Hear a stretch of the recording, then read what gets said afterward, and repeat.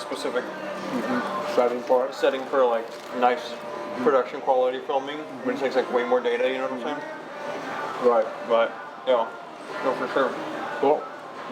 I actually have a couple questions, like understanding your business a little bit better, and like we were talking earlier, and so I feel like I definitely have a better handle on like what y'all do. Right. And so you are your own company, and you're not owned by other people, but you make commissions off of when a surgeon uses your product? Yes, okay. You got it. Correct. So I import the product from Neomedic, which is based out of Barcelona. Okay. And so I pay for and store the product, and then I ship the product to the hospitals that use the product. So that's how I make money. They sell it to me at a certain level. I mark it up a little bit, and keep the difference, and that's how my company. So you're almost like a wholesale, like a medical wholesaler then. Yeah. They call me. I'm technically a distributor. Okay. But I guess he would be the wholesaler. Not. Yes, yeah, correct. Okay, Neomedic technically would be the wholesaler because you're end the customer, right? So I'm taking it and then I'm distributing it to. Yeah. Gotcha. So it's a good niche. It really is. It's hard to find. Tends to be more distributors in the orthopedic side, which tend to be more like an orthopedic rep. To give you an example, might have 2 or 3 doctors, and that's it. Like they service those guys. They can't leave them because they got to beat all their cases. So my niche is a little bit unique in the fact that I can have as many work with as many surgeons as I want. Now, initially, I might have to really focus and work with the surgeon a lot to make sure they're comfortable, right? Make sure that when the competition figures out, that I'm there to like, yeah, we're good, thanks. We've moved on away from your product. But the nice thing is, quite honestly, I still work with them on a lot because I love just hanging out in the operating room. It doesn't really necessarily need me there to help her anymore about the information or the implant, right? But it's just cool as heck being in her operating room. Yeah. But the nice thing is I can grow my business that way because once surgeons are comfortable, they like the product, I can go and know that I'm still making the same amount of money whether I'm there or not, right? They're using my product. So once they're comfortable, it's like building a wall. One doctor, 2 doctors, 3, and you just keep growing that way. So that's what's nice about my niche, is it has expandability, like on orthopedics. They can only juggle 3, 4 surgeons, and they're tapped out. Like they can't, they're capped out with their time because they've got to be in all the surgeries. Interesting. Okay. Does that make sense? So there's a little difference in the two. They're both distributorships. They're both taking the product, warehousing it, selling it. Yeah. But I like my niche because there's no cap to as hard as you can work. You can effectively grow. I mean, you still need more help. I mean, obviously, but you're not limited by the number of doc. You're limited by how smart you're going to work, how hard you're going to work, and by 5 days a week surgery. It's just your limit. So, but it's a good. It's fun. Why is it that orthopedics is limited, where you have to be there for everything, versus yours isn't? Because they have to bring in both the product and the devices used to do the implant. So that if you've ever seen a lot of the orthopedic reps have got 200 pounds of things they're bringing in for every surgery, and then they're also bringing in the implant because hospitals don't want to buy $200,000 worth of instruments. They don't want to buy the $50,000 implant and have it sit on the shelf. So they have to do their cases. Gotcha. And then they make good money, but they're capped out for 5 surgery days a week. Whereas I could be having 5 surgeons on one day doing cases, and I'm getting a 6th one on board. If that makes sense. Yeah. No, it makes a lot of sense. No, it's awesome. So you mentioned the hospitals. How much of the decision to actually choose your product is the hospital's decision versus how much of it is the doctor's decision? And do the patients have anything to do with that either? Patients do not have much to say. The surgeon used to have, when I started in this industry 19 years ago, if they wanted something, they got it. Things have changed, and now surgeons can ask for something and the hospital can tell them no, because we're not getting it for you. And what's frustrating for me is we are a smaller company, so we're not on the big group purchasing organization contracts, right? So I come to the table sometimes with a product that's clinically better for the patient, easier for the doctor to use, and is going to save several $100s over my competitor. So it's better for the patient, better for the surgeon, better for the hospital because they're saving money. But because I'm not on this group purchasing organizations, the hospitals push back and they're like, no, you're not on contract. I'm like, what's the reason for a contract? It's to save you money, right? Like, Yeah. So those are the discussions I have with materials. And Okay. so Can you explain the group purchasing organizations a little bit more? I don't really they're- understand there are large corporate contracting organizations that trade volume of sales for being on contract.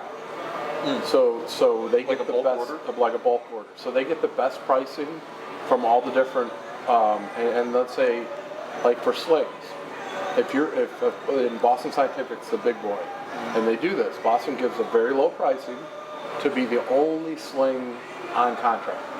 So if you want to use this GPO, a hospital to be compliant needs to only purchase Boston Scientific slings. Okay, and that's fine. I mean, it's legal. It doesn't seem fair, but it's legal, right? But I come along and I'm like, hey, I'm still going to beat your contract price by $300. Why can't you buy from me? And they say, just because you're not on contract. So that's frustrating from a sales perspective. Is you've got a win-win-win. It seems like wins all across the board, but because you're not on that big corporate contract, the little guy is pushed out, which to me seems like almost antitrust monopoly. But Yeah, but it is legal and it's done, and it's why I do what I do. Okay. Because I do get big hospitals to put, because they buy off contract all the time. Okay. So I've got to convince them to say, please make an exception.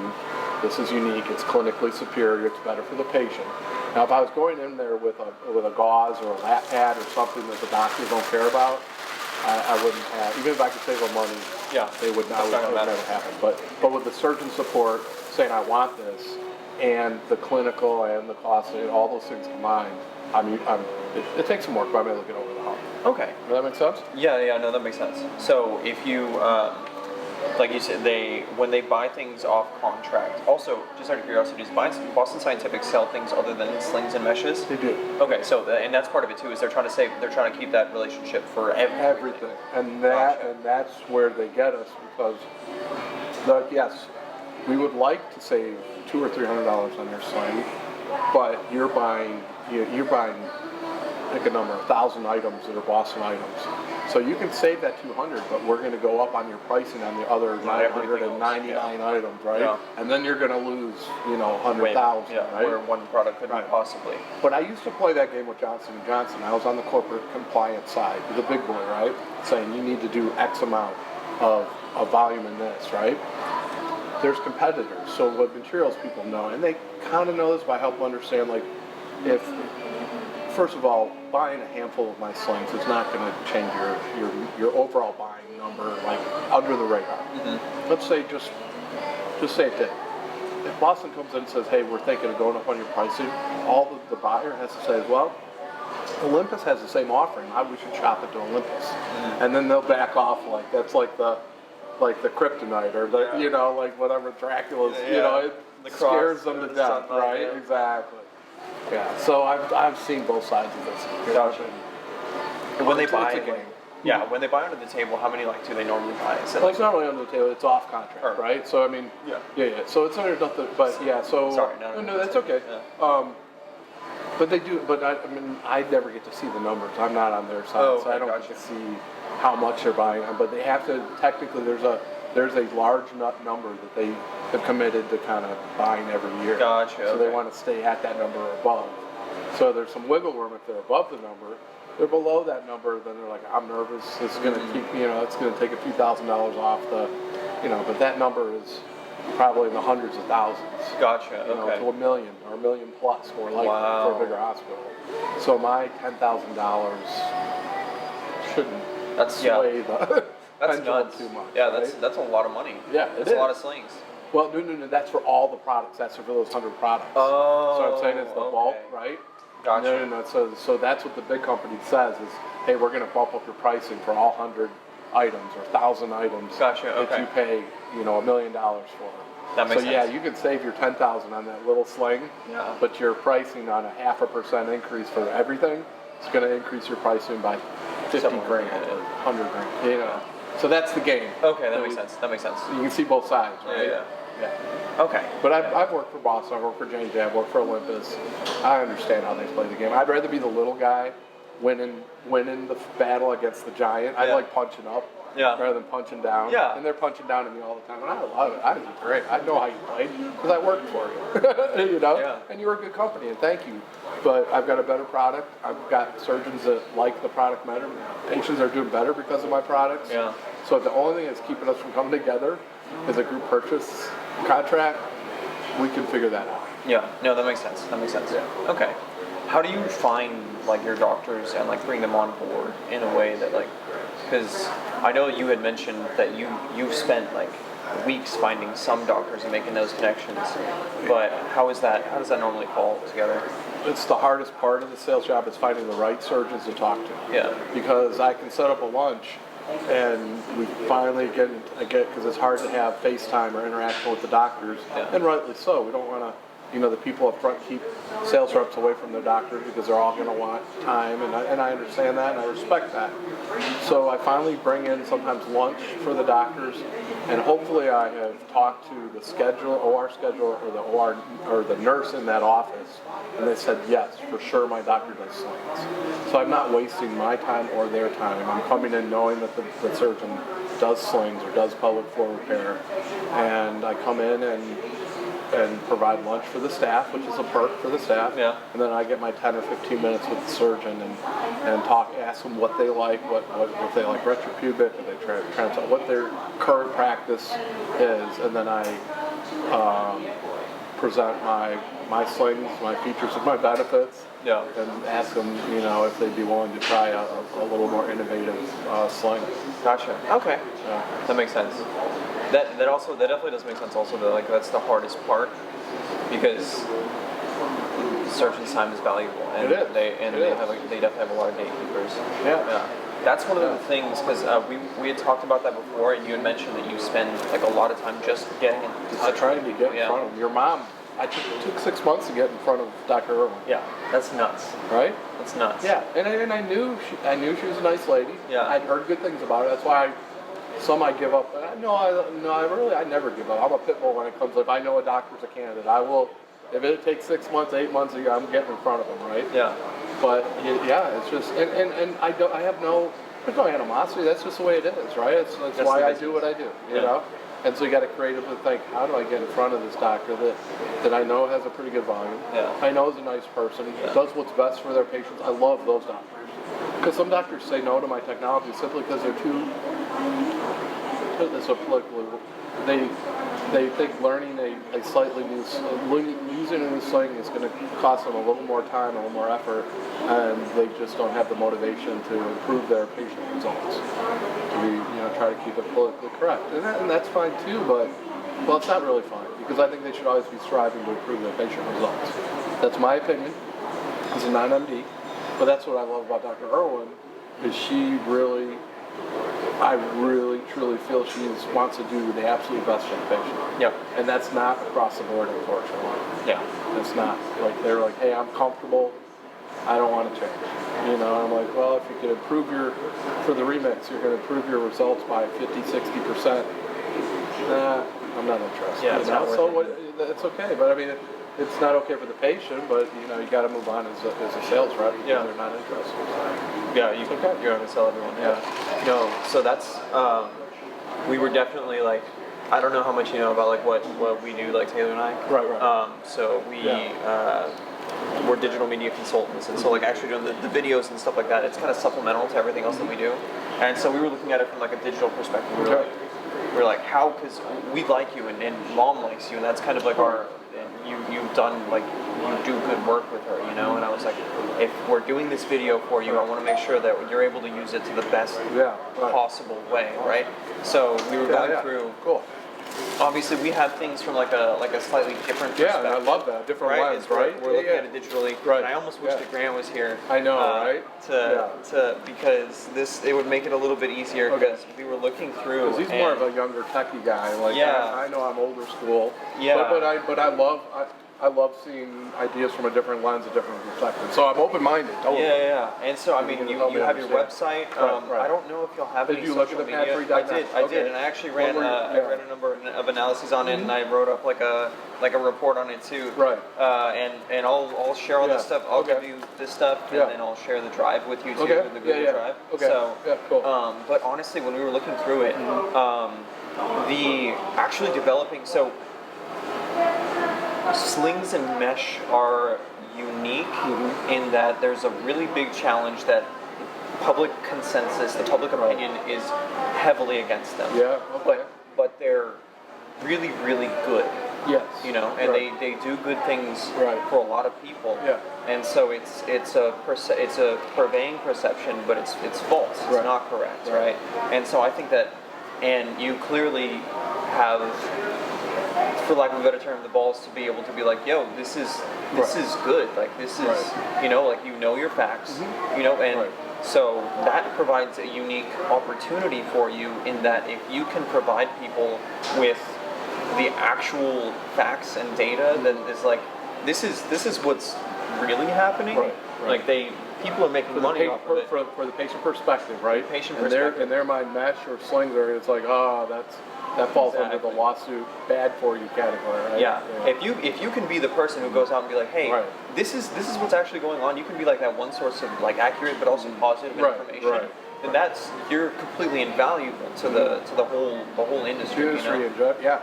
So going through, we were kind of looking at it from the perspective of like, I know like you've gone out and you've done the hustle. You've met a bunch of doctors. It's hard for you to get in front of them. So we're like, what's the best way that we can do that? Well, we can make it so that you are in the places where they already are, and you become the place that they go to.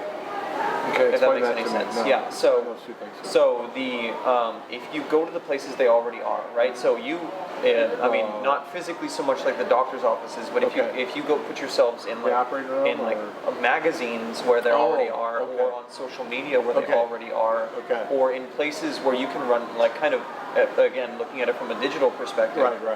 If you can interact with them on where their attention already is instead of like fighting for their attention. Or if you can turn your website into a resource so that they're pointing to your website being like, hey, look at this. Like they're showing people or other people are showing their doctors being like, because that's really easy when there's no competition. You know what I'm saying? So that's what we were looking at it from the perspective of. And so before I go to the website, I just kind of want to like show you like social media wise. Taylor put together, she went through and she found she was like, I want to give him like a bunch of leads of Eurogens that we can find. She found 40 Eurogens on Instagram, and it printed it out on a spreadsheet. It's really small. I'll show you the I'll share the spreadsheet with you. But it's like if you go to their pages, they'll have their email, they'll have their phone number. Worst case scenario, you can just direct message them, and you have like direct contact with them right there and then. And we were. Instagram is really, really good. That's my personal favorite social media. But also LinkedIn. I don't know how big you are on LinkedIn. No, I'm on there, but I don't do much with it. So with LinkedIn, the nice thing is LinkedIn is probably the best business-to-business advertising social media that there is. Yeah, because I thought it was just business contacts. I've never seen an ad on LinkedIn. Yeah, but you're telling me you can run ads, but the other thing is you can get like a LinkedIn Pro account. There's like a sales account, and they give you like 1 month free because it's like $80 a month or something like that. And it's like you want to make sure that it actually works before. But one of the nice things with LinkedIn is you can actually go on there, and if you have one of their Pro accounts, you can find someone's account, like say a Eurogen, right? You find a Eurogen, and you can send them a direct message into their inbox, and like with LinkedIn, it's a lot more limited, so you can't really do that. So but the other thing, they'll see it. But the other thing is you'll be able to find, if you have a sales account, you'll find their first and second level connections. And that's where because you're good at whispering in people's ears. So if you know who is working in their office, their first assist or their whatever, their right hand person. And it's a business connection thing. So more than likely, if they have an assistant, they're probably going to say it on LinkedIn, right? Okay, So sure. you'll be able to find, if not Right. their assistant, Right. maybe they're like a coworker, Right, someone right. who can put you in contact with them. That they respect enough that Weeds is a gatekeeper or the person that is their ear and right. Exactly. And so the goal in setting it up is that you want to optimize your profile, so you have like a solid profile picture. Your description, your bio is like, it says exactly what you are, what you do. I'm a rep, salesman, etc., etc. And then in your posts, you have the actual videos that we've been producing and other pictures, other related things that are like, okay, this is what I do. This is why it's so great. So that if they're like, okay, I don't know this guy, I don't want to reach out without seeing what he's about, they can go look at your videos, and then they'll be like, oh, okay. And that'll make it feel more comfortable because they can do a quick assessment of technology, product, me, whatever. Yeah. So that's exactly it. And basically, these are the Instagram accounts of the different people that these are all Eurogens that Taylor found all Instagram on Instagram, and she spent a couple hours in there, but it's like. This is something where you have direct contact. You have direct contact with them through DMs and probably through email or phone. And so I mean, because that would make my efficiency a lot more. Because that's the hardest thing. Because it'd be so nice going in knowing that A, they do slings, B, there's some interest. Like right now, I know they do slings. I haven't had any interaction at all. So my close rate is maybe 50% on launches, 50%, whatever reason, no thanks. So this would help me to have some initial contact to where when I'm paying for lunch, it's almost 100% close. Like if there's interest, I pretty much am going to close it. Even then, you can have like more lunches, you know? Just get numbers. You won't have to put so much work into it too, either, you know? And so that was the thing, and so we were looking at it. I know you're on a little bit of a tight budget, so we're like, okay, what are the things that he can do to maximize his presence, right? And so I'm recording this, and I'll probably have to pause it here in a second, then restart it, so that you can. And it might not all make sense right now, but if you rewatch it, it might. And I'll give you all this stuff here that I got. But with your Instagram, so what you want to do is you want every social media that you have to link back to your website. Okay. So in Instagram, there's a link in bio. On LinkedIn, you can put a website on there too. All of those, you want to link them back to your website. And what that means is you need your website to be something worth linking to. Right? So what you want to do is you want to have like testimonials. Like anytime you get a video of a patient who's like, I loved this. Put that video on your website, right? The videos with my mom. Those are going on. They're going on the website for sure, right? You want to make sure that the website is worth looking at, right? So with going back to the Instagram, you want to start off good profile picture yourself, link to your website, a little description being like, hey, this is exactly what I do, and then you want to have at least 6 posts, ideally 9 minimum, but 6 is the least. Basically of either promotional material, pictures of meshes, maybe 1 or 2 pictures of just you, so that they know they can see you, you know. And something that you can do in the future. I don't know how well versed you are. You can do like a permanent story of just like you talking to the camera, like a selfie video, so that they can get used to you, who you are, how you talk, that kind of thing. Familiarize themselves with you, right? So that's more or less like. So that's Instagram. That's Instagram. Okay, gotcha. So the next good practice is just reviews in general. Anytime you can collect a review, you can put that on your website. If you have a Facebook, you can put it on your business Facebook. And just or even on LinkedIn, just collecting reviews from everywhere. That way you can always reference them, always plug them to people. It'll just make your job easier too. Collecting an email list is like, I don't know. Do you collect email lists currently? I mean, I've got my doctor. If I have a doctor and they're using my product, I probably have their direct email. But actual collection outside of users? So with an email list, so ideally what you want to do is there's something called kind of segmentation, basically splitting people, right? So you would, if you have an email list, you would have like your doctors, then you have your patients, right? Or your doctors, your sales reps, your patients, kind of differentiating who gets who, right?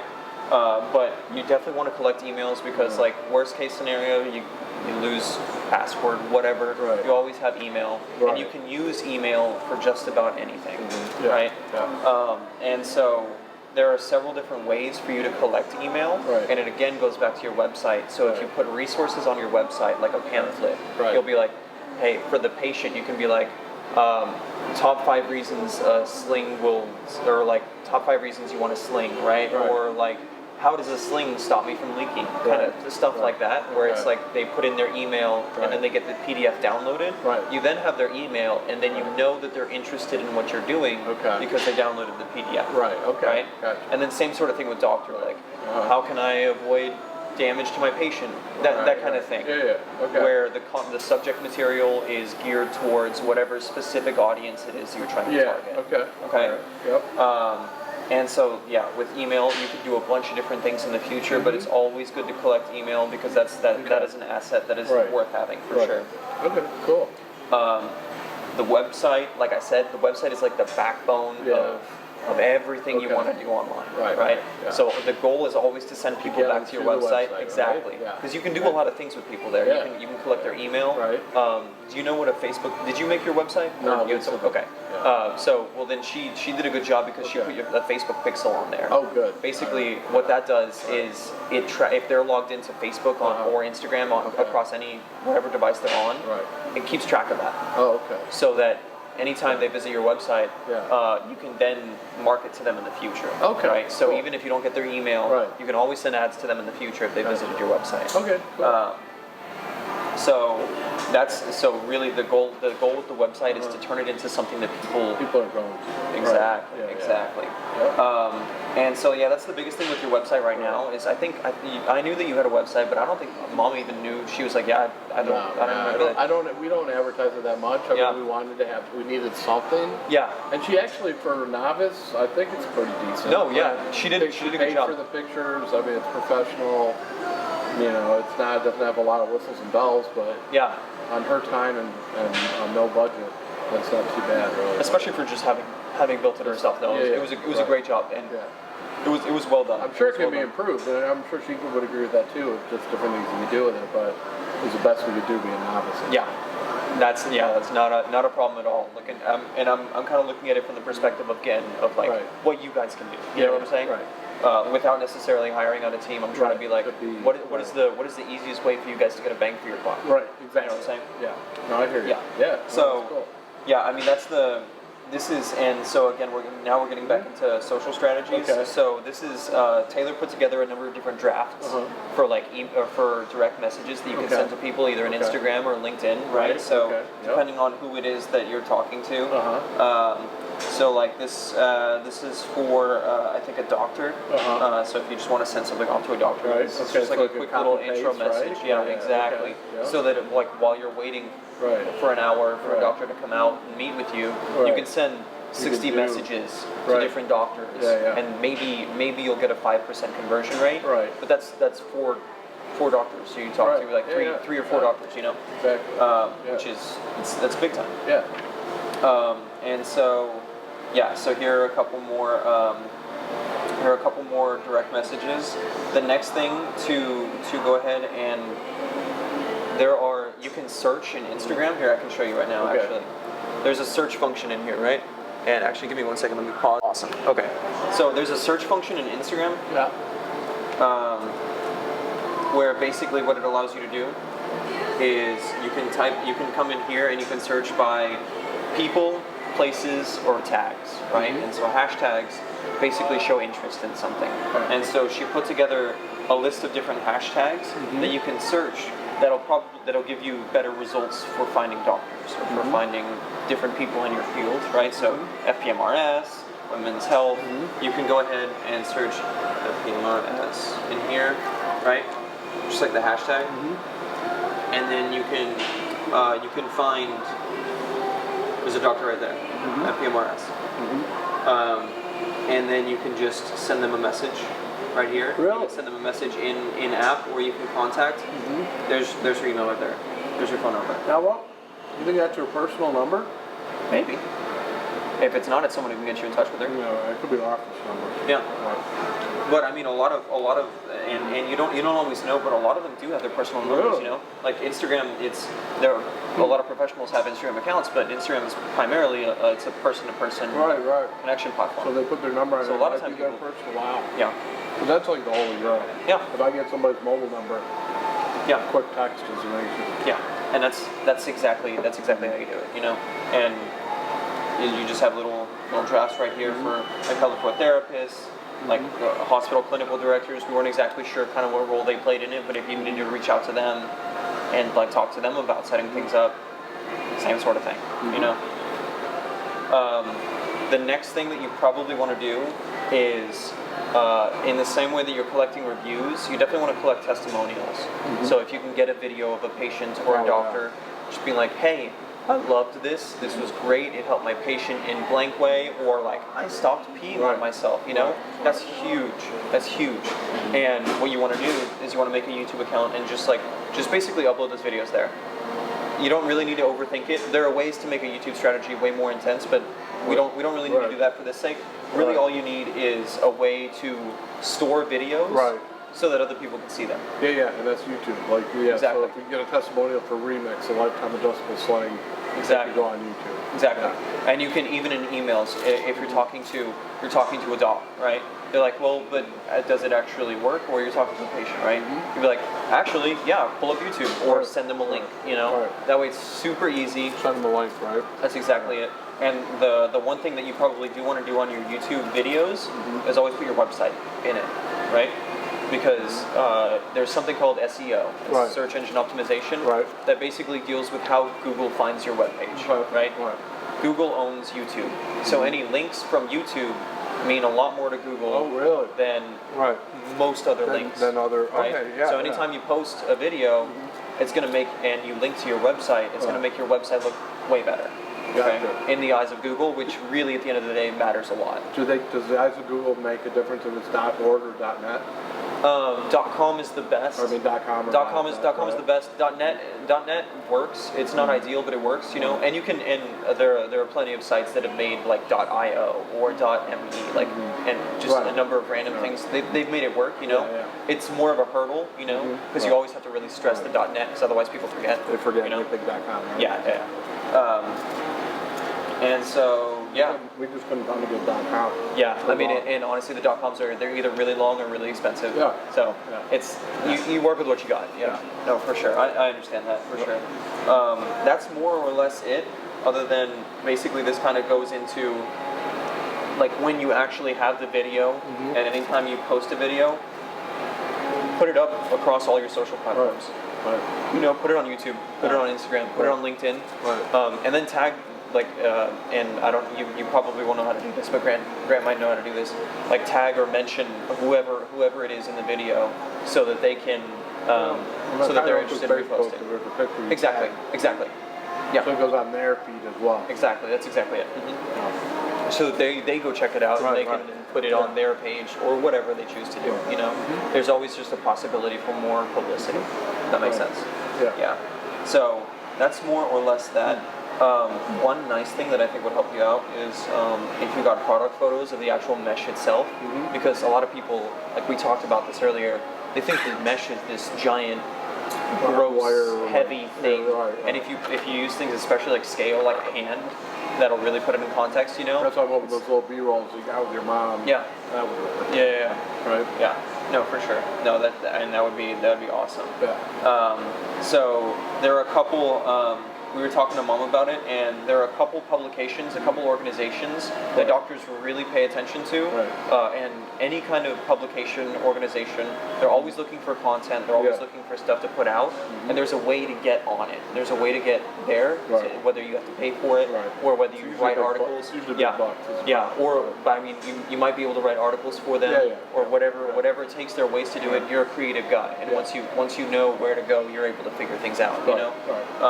So the biggest ones were the American Gynecologic Society, and the Association for Pelvic Organ Prolapse, and the email, so you can go ahead and get in touch with them, are right there. So just like if you're able to put yourself on those magazines with like some kind of either link to your website, your email, whatever it takes, a way for people to go back and find you later. Yeah. That's definitely going to pay dividends. Okay, cool. For sure. And then the biggest thing is LinkedIn, like I mentioned earlier. Yeah. You're able to find specific people, and then you're able to find their connections. So that's the key, is keep it tight with it. Because a Dr. Euroguy in New York doesn't do me, like, it's got to be tight for this area. Yeah. My territory is really, but, but no, I like the LinkedIn, the Instagram, you know, like my digital presence is not really there. Just because, well, A, I don't have anybody.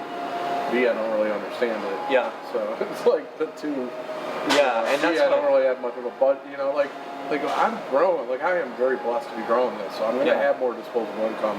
Yeah. I gotta get, you know, it's a sell or grow, but Grant's going to be closing some stuff, he's going to be making more money. Yeah. But at some point, like, so are you saying that you're going to, you could do this for me, or? I mean, so this is, so we write out plans. Right, okay. Right, so I mean, and this is just like this is a surface level plan. Right. These are like the things that we think would be easy for you to do. Right, okay. Yeah, that would make the biggest bang for your buck, right? So if you had like, and so what we would do basically is if you had more disposable income and you have a team or you have someone who can do these kinds of things. For me or? Either for you or with you, like if Grant's a little more, he has a little more time, or even if you just have an assistant, basically we would be like, okay, this is exactly what you need to do. Right. And we'll show you exactly how to do it. Right. And then they do it forever. You know what I'm saying? Okay, yeah, I see what you're saying. So that way you have someone in-house who's doing this stuff with you, but we're the guidance. Teach one, train one, do one. Like that. Like you get, gotcha. Okay. And so, and we wanted to go ahead and put this together for you, and just basically because we know you're smaller, we know that you're on a limited budget, but we also want to be like, because we like you, and we want to also kind of want to give. Right. I mean, I'd love to where I could have a certain dollar set aside for being able to get a better digital presence. Yeah. And so these are these are the things that you can do, or Grant can do. That it shouldn't take too much of your time. But the amount of time that you would be saving, in terms of just like you would have like skip the weeks of just like waiting on doctors. It's hard to know, and hard to know who to call on, and exactly I mean, you need the face to face, but figuring out who to call, how to get the lunch, how to like, and the nice this would thing get us also, in the back door. Would be nice. Yeah, and one of the nice things, like with Instagram or with, I don't know if you can do it with LinkedIn. You can. I feel like you can probably send videos, as you can very easily, in your direct message, just take a selfie video of yourself.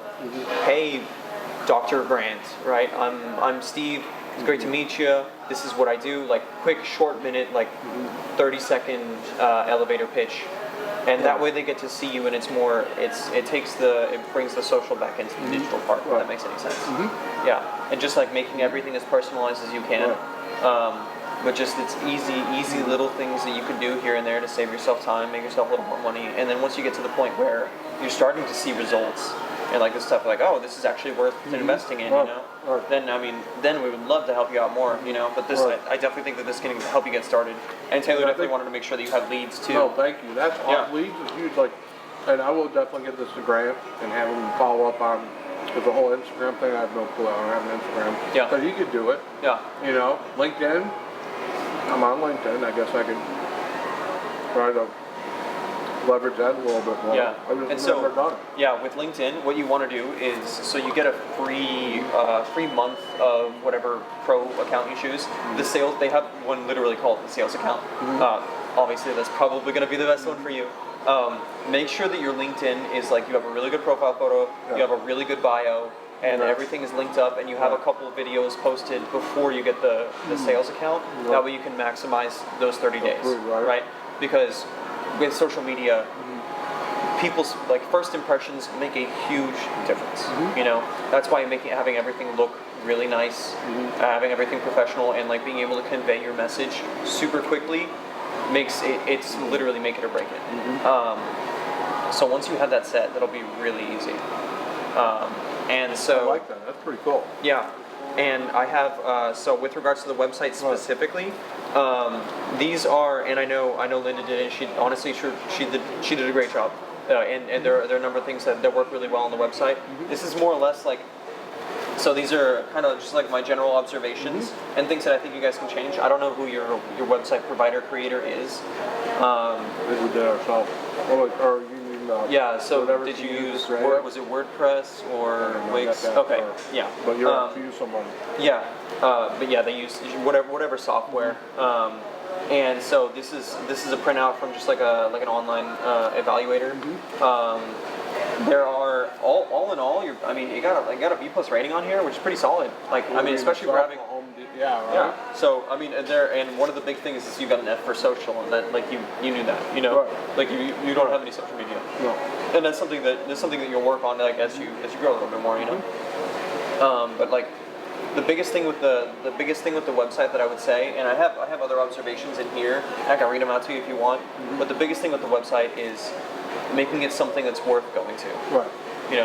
If it's a resource, if people have a reason to visit it, they will visit it. And if you make it worth visiting and easy to find, they'll visit it. Okay, good to know. Yeah. So yeah, that's really the biggest thing. And I have like actual like the reports down here again. But I mean that's pretty much it. I don't really want to hammer on the website. That's pretty much what I got for you, man. Yeah, that's awesome. I love it. Wow, you really put a lot of cool stuff together. That's really cool. No, I really appreciate it. Yeah. That's thank you very much. Yeah, of course. This is not an easy gig to break into, especially with the 800-pound gorillas out there in Boston, and it's like, come on, I'm saving the hospital money. I'm getting, but not everyone jumps on, for one reason or another, there's pushback, right? Yeah, yeah, and that's I understand. Yeah, I mean, even for what we're doing, it's like we're younger. I'm 21, Taylor's 22. It's like, oh, well, you want to tell us what to do? Like, what are you gonna do? So like. That's part of why I get these conversations, So like people see the conversation, they see how it goes, Like I'm here, I'm like, we filmed a video, but it's like this, we just gave it, Right. But it's like because we like you and we think that you can really do something with this, and also not to mention like your mission is solid, if that makes any sense. Like what you're. Like what you were saying, it's different selling gauze versus selling mesh, It's like there's already such a big smear campaign on mesh, this thing that actually saves it's really women. Positive, right. Yeah. And not just women, men too. And that's something that you fight against a lot, and it's a pretty one-sided battle. So like anything that we can, like if you're able to get this message out there, like that. Not only is it really beneficial for you, it's good for people just in general. It's you're fighting the good fight. So. Yeah. And what's interesting is I think the surgeons kind of know that. Yeah. But that battle is conveyed to the next, to the grassroots. And so what's funny is your mom probably sees that more because she's seeing the end user. They're the ones with the misinformation. I'm dealing more with surgeons who understand the misinformation. I don't have to convince them. But you're right, the website, like that's where we get up our game on the website is, are you scared of the word mesh? Here, click here, and have your mom, basically that video that explains what mesh is and why you shouldn't be scared of it, right? Yeah. And then you could have another one, it's like, hey, how would mesh help you? And then it's either a video or you could have like a pamphlet where they download it and they can... And you would then get their email, but then they can show that to whomever they want. They can spread the word, That's getting that bottom level that it's the lawsuits just they decimated companies like in billions of dollars. But for me, it's a good thing. Yeah. Because I'm my big competition. I don't have any sales reps out there. They don't have, the old days there used to be 5 or 6 companies trying for one sling. It was crazy. Now they don't even care. So now it's the best time for me ever. Like now's the time I should be able to rocket my business. Yeah. Because there's nobody out there really focused on it. The big companies. High risk. Yeah. Yeah. They'd rather, whatever. And that's the great thing having a Barcelona company is, they try to sue Barcelona. He's like, yeah, let me try to start the paperwork in Barcelona. And click. What? Hello, are you there? Yeah. I mean, it's nice. It's awesome. It's nice not being in the U.S. legal system. There's some advantages, right? Yeah, absolutely. No, that's awesome. It's not an easy shakedown for them. Yeah, it's It's like medical- mafia related. Like lawyers are nothing more than legalized shakedown artists. yeah. I mean, For those ones, I for know those real estate specifically, lawyers. yeah. There's good lawyers out there that, but the medical industry is it's pretty heavy-handed with a lot of stuff, and it definitely doesn't need to be. You know. Yeah, it doesn't need to be, but there's so much money involved. And quite honestly, AMS pushed it so hard, they made billions, but they had surgeons that should never have been doing the surgeries, you know? So there is fault, you know? There really is, but I think with the pendulum, so if there were too many doctors doing it, and now we're to the other way where, you know, yes, all the doctors doing it are competent, but more should be doing it, but it's kind of swung, like we need to go kind of try to find our way back in the middle, right? And we're still way over here.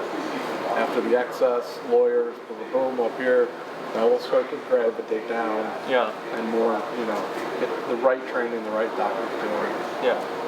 And This is awesome. Thank you very much. Yeah, I really course, appreciate it. That's and huge. if you can text me your email and Grant's email too. Yeah, I will. So that I can just share the Google Doc because right that'd be now great. Okay. I don't know if you saw, but the spreadsheet is like it's so tiny, it's almost unreadable. Okay, yeah, I You know, and right? it's just I like couldn't, right. it's a normal size Excel sheet. Okay, so when I on the click drive, on it, because the names are really, like, I'm very interested, because it's not, you know, it's not that huge of, like, especially Austin, like, I think I pretty much know everybody. Now, does that include Houston docs by any chance?